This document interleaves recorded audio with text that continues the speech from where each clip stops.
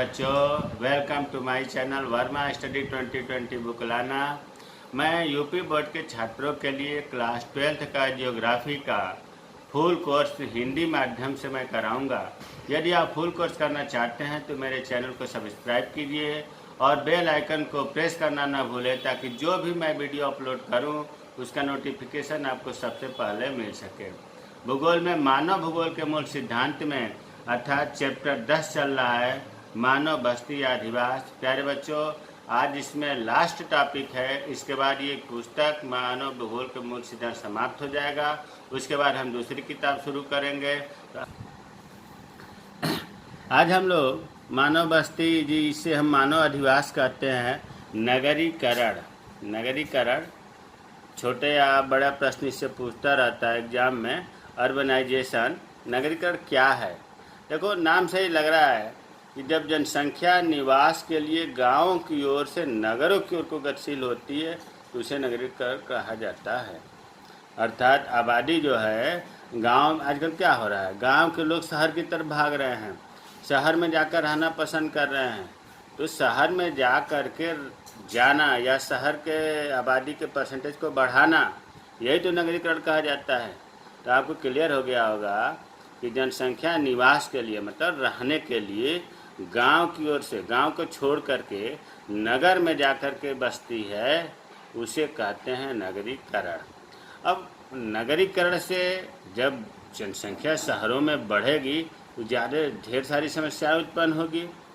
तो हम कह सकते हैं कि नगरीकरण से क्या क्या समस्याएं उत्पन्न होती है या नगरों में उत्पन्न होने वाली समस्याएं क्या है।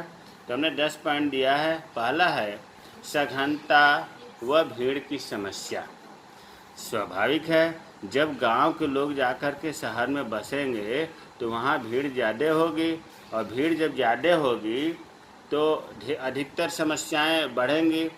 तो पहली समस्या यही हुआ, सघनता व भीड़ की समस्या। दूसरा है वस्तुओं के मूल्य में वृद्धि।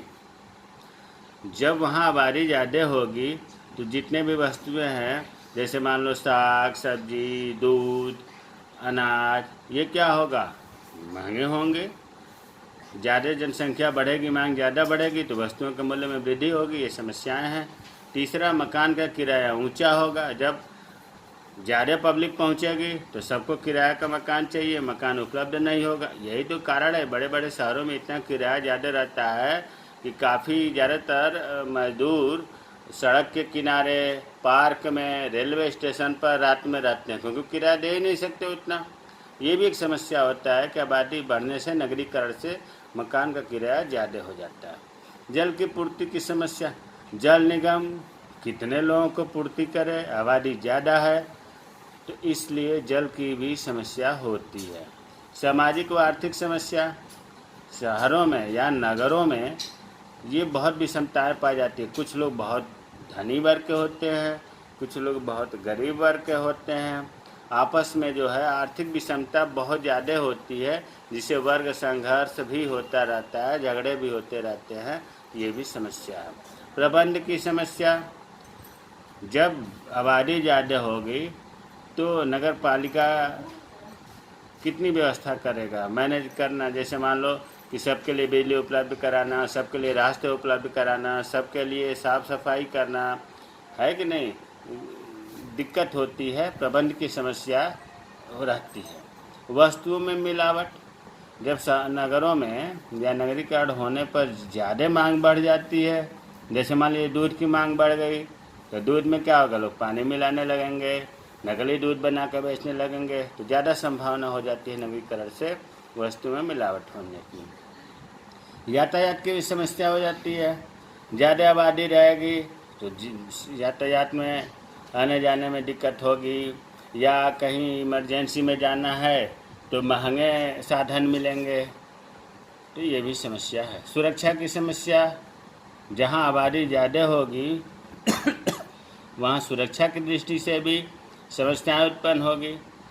मानवीय गुणों का ह्रास। ये ऐसा पॉइंट है कि आप सोचेंगे मानवीय गुणों का ह्रास कैसा होता है। इसमें मानवीय गुणों का ह्रास का मतलब ये हुआ कि वहाँ पर जितने लोग रहते हैं वो किसी से बोलते नहीं हैं। ज़्यादातर शहर में क्या होता है, पड़ोसी कौन रह रहा है पता नहीं चलता, लंबे समय तक पता नहीं चलता कि बगल में कौन रहता है। आपस में भाईचारा सामाजिकता दूरी होती है, तो इससे धीरे धीरे उनके अंदर जो सामाजिक भावना है, भाईचारा का है, उनके गुणों में कमी होने लगती है, जिसे कहते हैं मानवीय गुणों का ह्रास। अब है नगरीकरण या नगरों का वर्गीकरण। वर्गीकरण दो आधार पर किया जाता है, स्थिति के आधार पर और व्यवसाय या कार्यों के आधार पर। स्थिति के आधार पर नगरीकरण या नगरों का वर्गीकरण। देखिए, स्थिति के आधार पर 10 प्रकार के लिखा गया है नगर। कोई जरूरी नहीं कि यहाँ पर रटें, थोड़ा सा आप ध्यान देंगे तो अपने आप, जैसे अभी इससे पहले ने बताया नगरीकरण से उत्पन्न समस्या, रटने की चीज़ थोड़े नहीं है। आप अपने मन से ही नगर पर ध्यान दीजिए कि नगर में अगर आबादी ज़्यादा हो गई है तो वहाँ कौन कौन सी समस्याएं उत्पन्न होंगी। यही सब समस्याएं आपके ध्यान में आएंगी और उन्हें आप हेडिंग बना लेंगे। अब आते हैं स्थिति के आधार पर नगरीकरण। तो देखिए, जैसे मैदानी नगर, जो मैदानों में स्थित होते हैं नगर, उन्हें मैदानी नगर कहते हैं। नाम से ही लग रहा है, इसमें बहुत ज़्यादा दिमाग लगाने की जरूरत नहीं है। जो मैदानों में स्थित होते हैं उन्हें मैदानी नगर कहते हैं, जैसे मास्को, जयपुर, मेरठ, अलीगढ़, लखनऊ, बर्लिन इत्यादि। पहाड़ी नगर, जो नगर पहाड़ों में स्थित होते हैं, जैसे नैनीताल, दार्जिलिंग, जिनेवा, मसूरी आदि। पठारी नगर, जो पठार पर स्थित होते हैं, जैसे हैदराबाद, बंगलौर, पूना, अलवर, ये पठारी नगर हैं। मैदानी, पहाड़ी, पठारी में यहाँ एक चीज़ हम क्लियर कर दूँ, जो समतल होता है वो मैदानी नगर कहा जाएगा। जो 500 मीटर या 500 मीटर से ऊंचा स्थल होगा वो पहाड़ी कहा जाएगा। और मैदान और पहाड़ के बीच में, मैदान से ऊंचा और पहाड़ से नीचा और ऊपर मेज जैसे सपाट संरचना होती है उसे पठार कहते हैं। तो मैदानी नगर, पहाड़ी नगर, पठारी नगर क्लियर हो गया होगा। बंदरगाह नगर, समुद्र तट के किनारे जो बंदरगाह होते हैं, उन बंदरगाहों के किनारे जो शहर या नगर स्थित हैं उन्हें बंदरगाह नगर कहते हैं, जैसे लंदन, कोलकाता, सिंगापुर, मेलबोर्न। पर्वतपाद नगर, मतलब पर्वत के पैर, पर्वत जो पहाड़ है उसके नीचे जो नगर स्थित हैं उन्हें पर्वतपाद नगर कहते हैं, जैसे हल्द्वानी है, चंडीगढ़ है, सहारनपुर है, पीलीभीत है, बेना ही है। झील तटीय नगर, जो झील के किनारे स्थित है नगर उन्हें झील तटीय नगर कहते हैं, क्लीवलैंड, डेंड्राइट इत्यादि। प्रपात नगर, जो झरनों पर स्थित होते हैं, वह नगर जो झरनों पर या झरनों के किनारे स्थित होते हैं प्रपात नगर कहलाते हैं, जैसे उत्तरी अमेरिका में बाल्टीमोर है।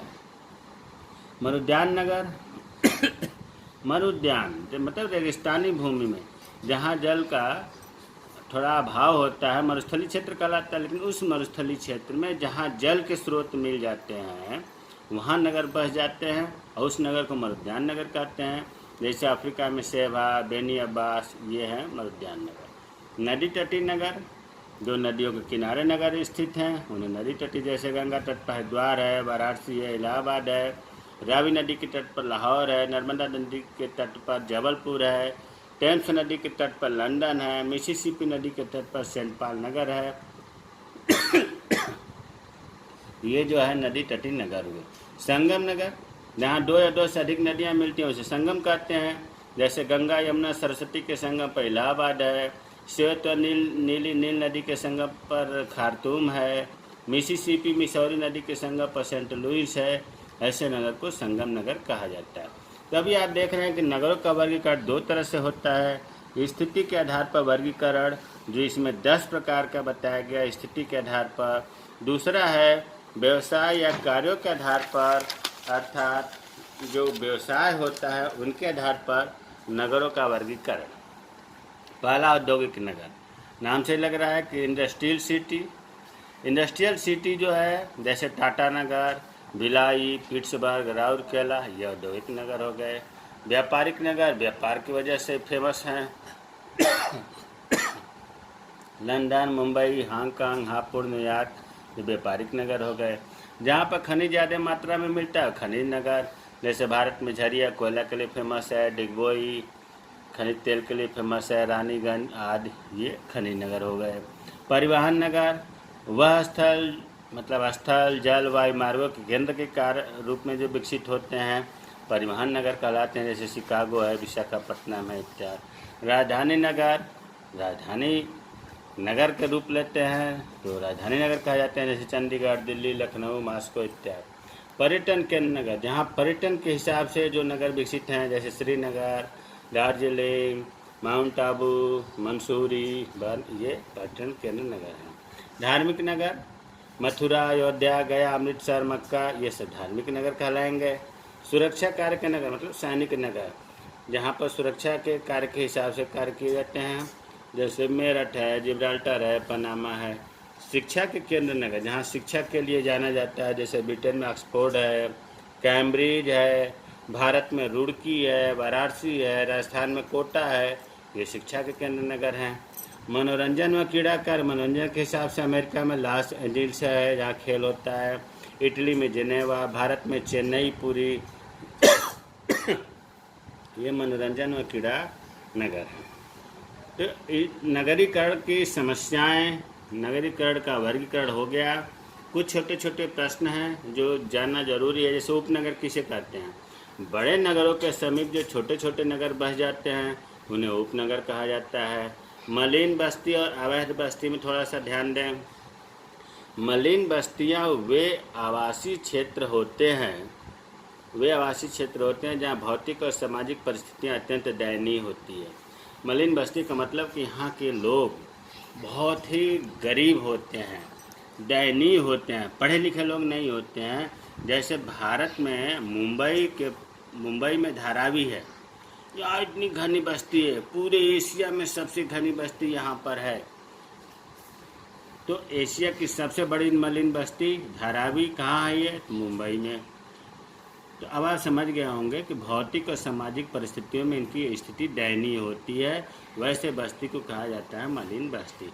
अवैध बस्ती, निजी भूमि खरीदने के स्थान पर जब लोग किसी और की ज़मीन या खाली पड़ी सार्वजनिक भूमि पर घर बना लेते हैं तो ऐसी बस्ती अवैध बस्ती कहलाती। मतलब किसी का ज़मीन न हो, सार्वजनिक ज़मीन पर घर बना लें, जैसे सड़क के किनारे, पार्किंग, इस तरह पर घर बना लें और बस्ती बस जाए वहाँ पर, तो उसे कहेंगे अवैध बस्ती। उनका निजी ज़मीन नहीं होता है, दूसरे की ज़मीन होगी या सार्वजनिक ज़मीन होगी, उस पर बनाएंगे तो वो अवैध बस्ती कहलाएगी।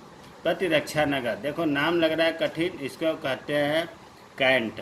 प्रतिरक्षा नगरों में देश के सैनिकों के निवास, अभ्यास, प्रशिक्षण की व्यवस्था होती है, इन्हें कैंट कहा जाता है। जैसे दिल्ली कैंट, दिल्ली छावनी, मेरठ छावनी, वाराणसी छावनी, छावनी को अंग्रेजी में कैंट कहते हैं।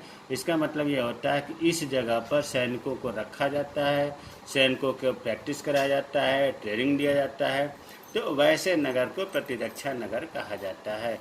प्यारे बच्चों, मानव भूगोल के मूल सिद्धांत आज किताब, और इस किताब में 10वां चैप्टर जो था मानव अधिवास या मानव बस्ती पूरा हो गया। मेरे चैनल को सब्सक्राइब कीजिए, बेल आइकन को दबाइए ताकि मैं मोटिवेट हूँ, अच्छा से अच्छा वीडियो बनाऊँ। जय हिंद, जय भारत।